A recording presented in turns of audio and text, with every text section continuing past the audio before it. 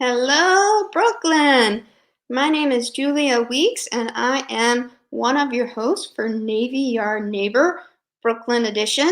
We have a great show for you today. We have a dear friend and real estate guru, Betty Lee, who will be bringing onto the program in just a second. I would like to bring my co-host, Isra Pananon, onto the program just right now. Hi, Isra. Hey everybody, my name is Isra Pananon and I am the co-host. Wonderful introduction. If you guys are watching us tonight, please tell us where you're watching from. Like I said, we're excited to have our friend Betty Lee come onto the program today. She is a real estate with Corcoran Group in New York City. She primarily focuses on the Brooklyn area, so we are here to bring her on and talk all things real estate and how the coronavirus is impacting the real estate industry. So let us bring her on. Hi, Betty. Hi everyone. How are you? Great. Thank you so much for coming on. How are you doing? Thank you. It's good. What are we? Week 9, I think. Week 9. I'm losing count. 60-something days. I think we've all lost count now. Right. But thank you for having me. This is wonderful.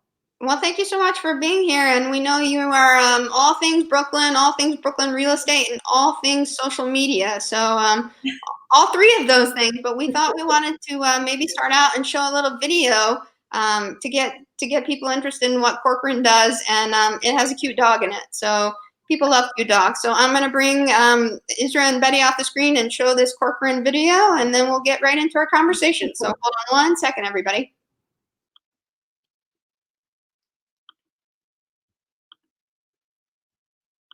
Eins, zwei, ich bin frei, lasse wieder einen Schrei. 1, 2, seid dabei, ist doch alles Spielerei. 2, 3, Polizei, immer wieder Schlägerei. 2, 3, Papagei, ich bin wieder sorgenfrei. Opa!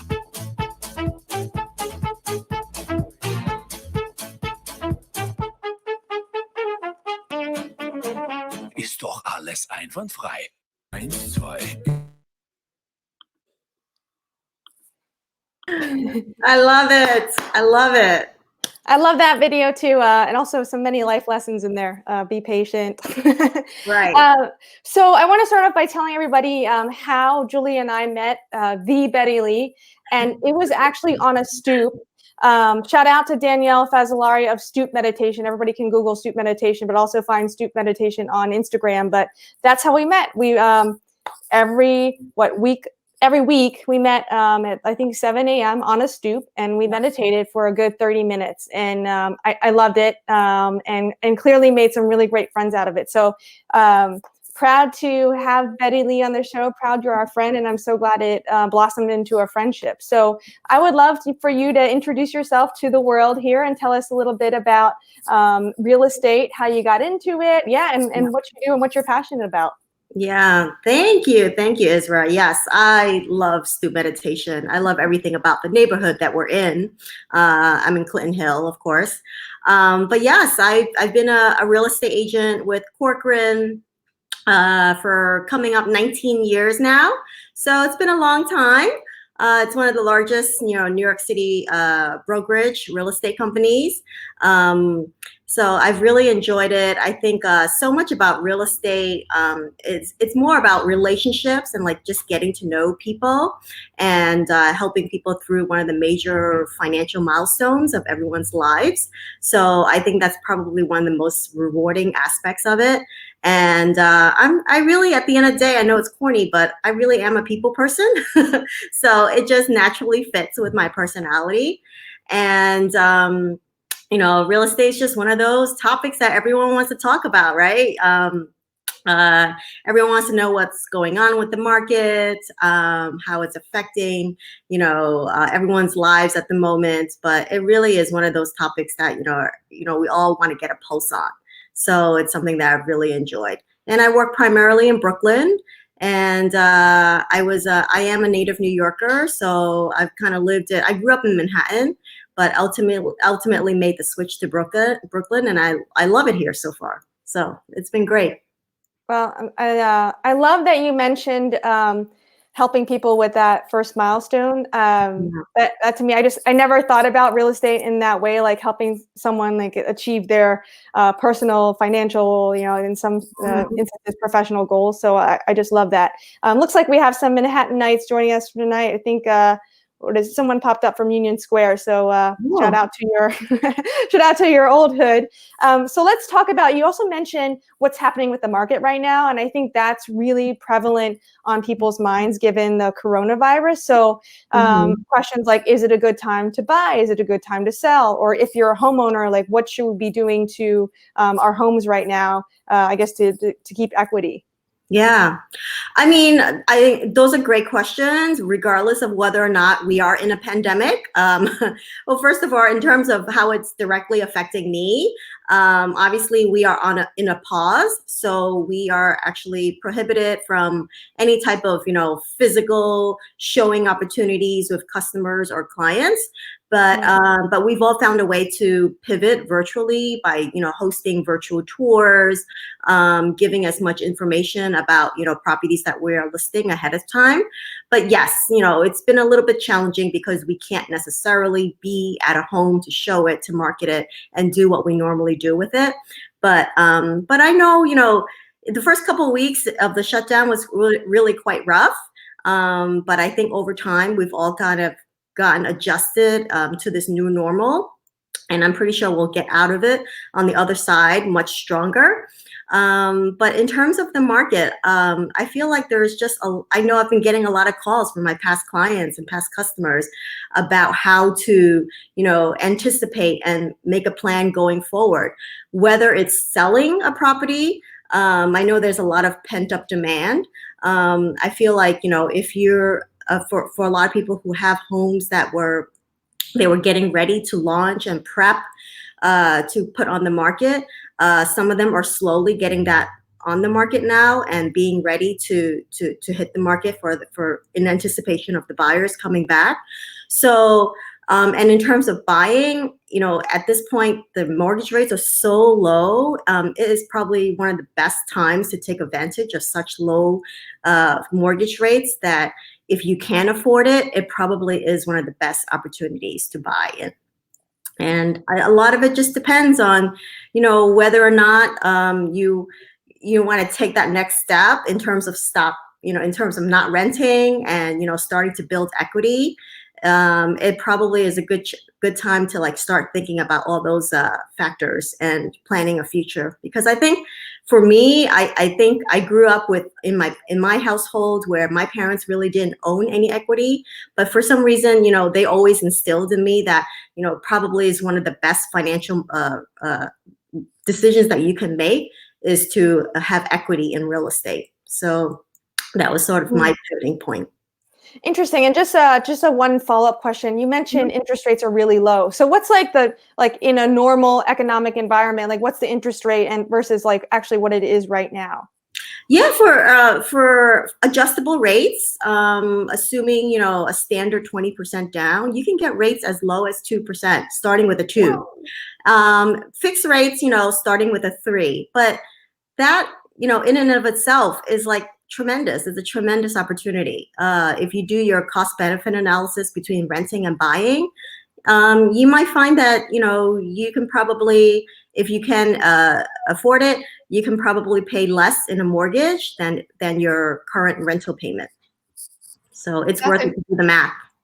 Well, that's incredible. We need to talk to you about some properties up the street on Vanderbilt, which I'm sure are out of our price range, but we can dream, right? Let's do it. We got to work out the numbers. Yes. Well, we want to bring up one of your rental properties. We know that you don't have any homes right now that you are selling, but you do have a rental property on the market. So we just like to show folks that. Oh. So let me share my screen and show some folks. This is a 2-bedroom, 2-bathroom in Park Slope. So hold on one second. And if you could just maybe walk us through it, what we're seeing. I can't remember. It looks like it's between 4th Street and 5th Street. Is that correct? Yes, this is in Park Slope. It's on 4th Avenue between 4th 4th and 5th Street, I believe. Yes. And it's a 2-bedroom, 2-bath. It's on the top floor, which is the 12th floor. And it's got incredible views, really sunny, direct southern exposure. And it's really well laid out apartment as well. But it's in a fantastic location. Yeah, so that's going to be coming up for move in around June 1st. And Amazing. yeah, It looks like a brand new building as well. Is that right? Fairly new? It's a relatively new-ish building. I believe it Mhm. condoed back in around 04, 05, I believe. Nice. 2004, 2005, yeah. And it's highly regarded. It's got great amenities. It's got a lounge, a children's playroom, a gym, so elevator building, full service. Close So to the subway, 4th and 9th, I guess? yes. Or Mhm. or even Union Street, maybe. Or Union even Avenue. Union. Yeah, it's kind of equidistant between both. It's Mhm. funny, we were in that area actually yesterday, and I'm just constantly surprised at how much commercial real estate there is now. I mean, and residential. I mean, 4th Avenue is just blowing up, and I know it's been blowing up for years, but now it really feels like it's blown up. I mean, because there's so many residential properties on that avenue, Yeah. and there's even a bike lane there now. I don't know that there used to be a bike lane on 4th Avenue. Along 4th, yes. Well, and unfortunately, we saw some guy fly off a moped, which was not good. But he was okay. Oh, But on my. one of those Revel, the bike shares, but it's like a moped. So, Mhm. so yeah, safety first. Thank goodness he was wearing a helmet. So Oh, thank goodness for that. Yes. yes, but I'd love to just show people your Instagram page because I think that you yourself brand yourself really well on social media, and I would love to learn kind of like where that came from. I also think that Corcoran just does such an excellent job with marketing and branding too. So it's no wonder that you guys are such a good fit together. But here is, folks, Betty Lee's Instagram page, if I could show it. Hold on one second. I'm going to bring it up.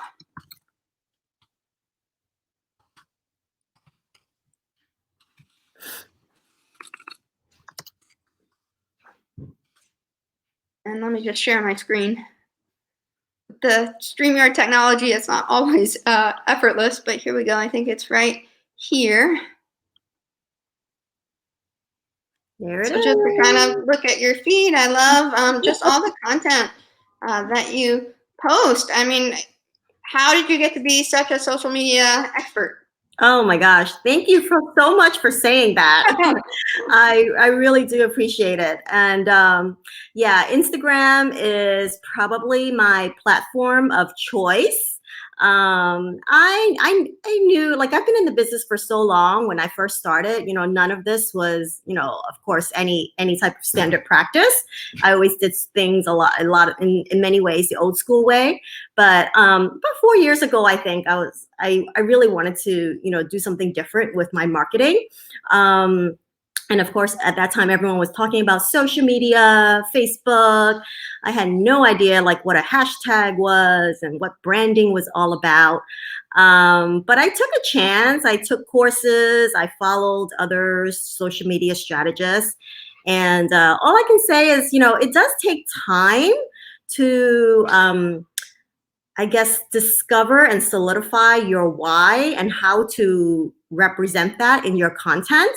So in a way, by figuring out the branding of what's important to me, I think it helps me to connect more with my clients.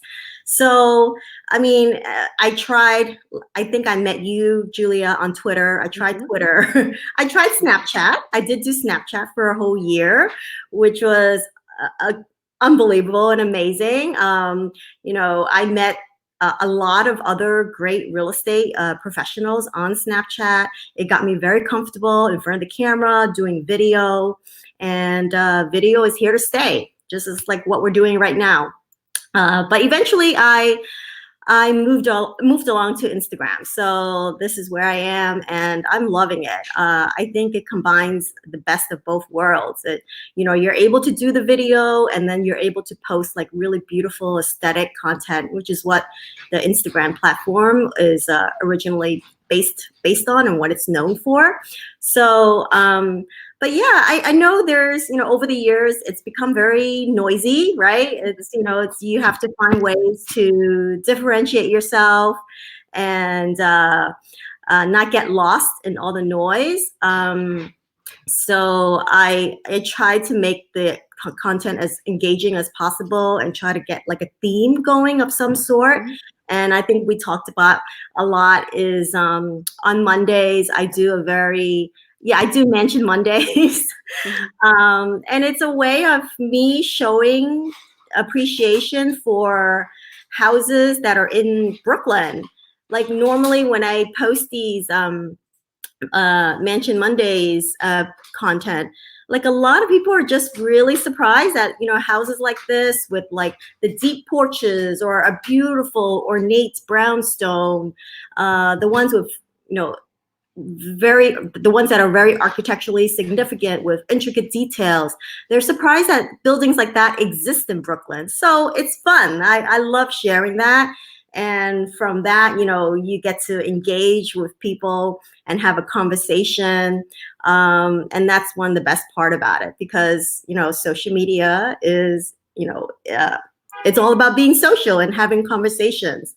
So I think that has, really opened up my perspective, and I understand like what people are drawn to.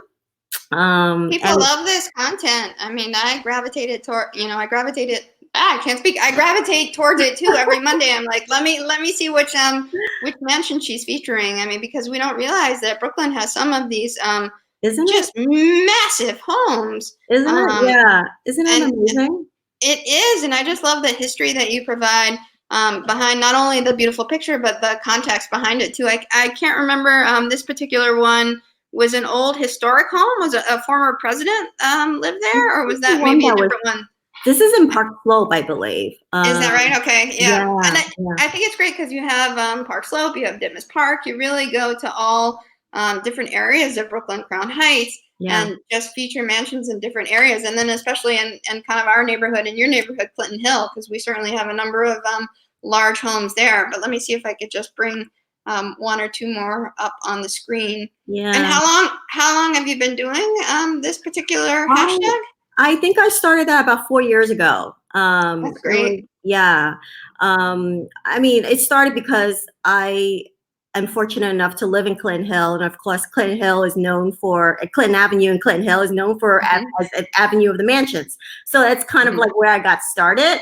And once I started with Clinton Avenue, then I looked outwards and I just realized like, there is just so much that can be that can be shared in Brooklyn. So it's great. It looks like this was maybe the former home of Van Buren or something, but now it's a funeral home, I think. So maybe it was confusing. The one in Carroll Garden. Yeah, in Carroll Garden. So that's beautiful as well. And then we'll just show one last one here. Give me 1 second. You don't know how happy it makes me feel that you love the content. Oh, I love it. I mean, because not only is it historical, it's just so aesthetically pleasing as well. So we would also be open to properties in Ditmas Park. bigger properties, low interest rate. No, but we really do love our neighborhood, the Brooklyn Navy Yard, and just love how close it is to where you are in Clinton Hill, and how close we are to Fort Greene, because when people ask us where we live, when we say the Brooklyn Navy Yard, and often people don't really know where that is. And so I often tell them, it's kind of on the border of Fort Greene and Clinton Hill. I know some people call it Wallabout because of the Wallabout Bay, but I'm not even really sure sometimes on how to kind of define the area we live. But I just love the old homes on Vanderbilt Avenue, on the other side of the BQE. So Vanderbilt between Park and Myrtle Avenue, I think that's a protected, like a historical landmark area for homes. I think that's where a lot of the naval personnel lived. Right. kind of during the war, and those homes are beautiful as well. Yeah, there So, are some beautiful blocks. And I love your account, the Navy Yard Neighbor account on Instagram as and you're well. so sweet. Thank you so Yeah. much. We're trying to post some interesting and engaging comments and get people excited about our neighborhood because we love it. Mhm. So kind of on that note, yeah, what is in store for real estate in the Navy Yard and Fort Greene and Clinton Hill kind of do you see in the next couple years? I mean, every part of Brooklyn has gone through its own little resurgence, and especially where you are, in particular, the Navy Yard, with all the commercial that's opening up there. I actually haven't even been to the Wegmans yet. Can you believe it? No. I know you guys have. I've seen the content that you posted there. But it's an exciting area. It truly is. There's so many neighborhoods that are going through a little bit of a renaissance. I mean, I know some of my clients are asking me more about like Bushwick and East New York, and there's just so much happening out there. So definitely, it's Brooklyn. It's definitely on like everyone's radar map. It used to be. It's funny. When I started the business, it used to be just an alternative because oh, I can't afford Manhattan. I'll head to Brooklyn. But now it really is a destination for a lot of people. So. And it's come a long way. And every neighborhood, like I said, has such a different vibe. That's amazing. I Yeah. know Israel kind of wanted to ask you about the coronavirus and how that is kind of affecting the real estate market now. I mean, it certainly has put a pause on the activity at the moment because at the end of the day, we can show our clients virtual tours of the property. But if it's going to be your home, your primary residence, there's no substitution for an actual walkthrough of the home.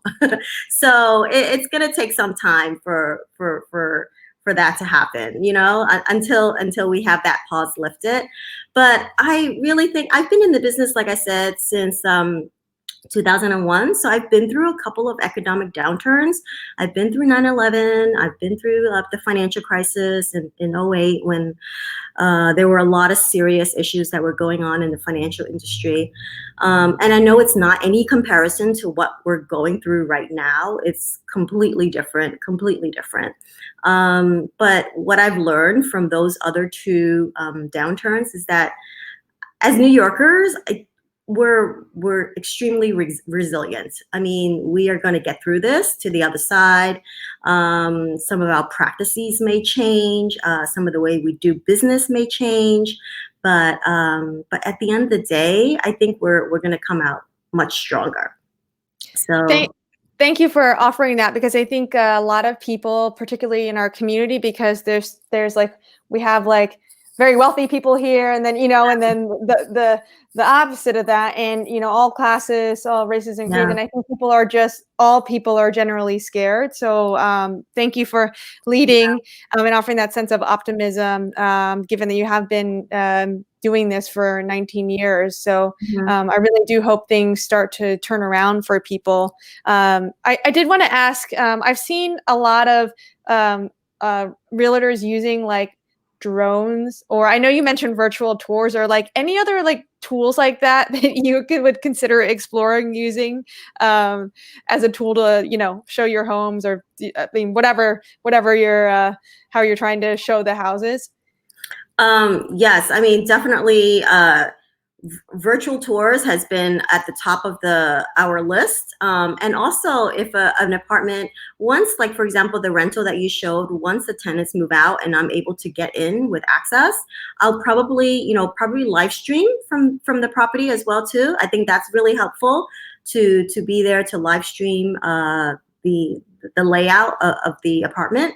So I think being on video, doing all of this, like similar to what we're doing now, is definitely going to be in our toolbox forever. And I don't think that's going to change. So. Just got to keep doing it. I thought I heard Okay. No, no. I heard something. So kind of wanted to pivot to, I know we've seen a few of the very cute and lovely posts of Ava on your feed, your daughter for the audience. And I wanted to know what has it been like to parent during all of this? I mean, I know you haven't really met with clients face to face, but like trying to sell, be an entrepreneur, run your business, plus do social media, plus, make sure that she gets her schooling. Like, what has that been like for you? Yeah. Well, thanks for asking. Yeah, Ava, she's 9, so she has a certain level of independence, which I'm extremely grateful for. And the school that she goes to, it's PS11. Uh, they've done a really good job of pivoting and setting up all the learning online. It took a few weeks to get used to. She has numerous Zoom calls throughout the day, like the rest of us. But we've fallen into a pretty good routine in terms of, the teachers checking in on us, having enough interaction. So I'm very grateful to that. I mean, I love teachers. Teachers are amazing. They even work through spring break as well. But so far, like I said, Ava's really independent, so I'm really glad she knows when to get on to do her work, submit her assignments. It's really actually quite precious to see, like, she's so familiar with working with Gmail and PDFs, and they went from Zoom to, I think, to Microsoft Teams because of some privacy issues, then to Google Meets, but then now they're back on Zoom. So she knows all of these like video conferencing tools. She knows how to navigate all the different tabs. So I'm really proud. Well, I'm proud of her too. I mean, it's amazing Yeah. that she's 9, and learning all the things that it's probably taken us. I mean, I'm on the upper scale of the millennials, I guess, the very end of the oldest end. But I grew up without. I grew up probably with a flip phone. So, and the only games we could play on it were Snake. So there was no, texting really, or if you did want to text someone, it took 45 minutes. So it's really amazing what's happening right now, both in Really is. your career and, and just the way we live. So yeah, really, really interesting to hear your insight on that. We also wanted to ask you if you are TikToking these days. We may have seen something that indicated that you were.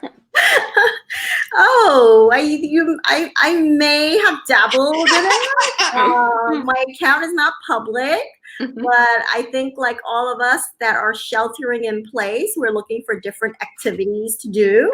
And it is highly addictive. Are you guys on it? Oh my gosh, it is so addictive. We're not on it, not yet, but I hear that it's incredibly addicting just from reading people's comments on Twitter and other social media feeds. But maybe TikTok is the new way of showing real estate in the future. Who knows? I do. I follow a lot of other real estate professionals that are on TikTok.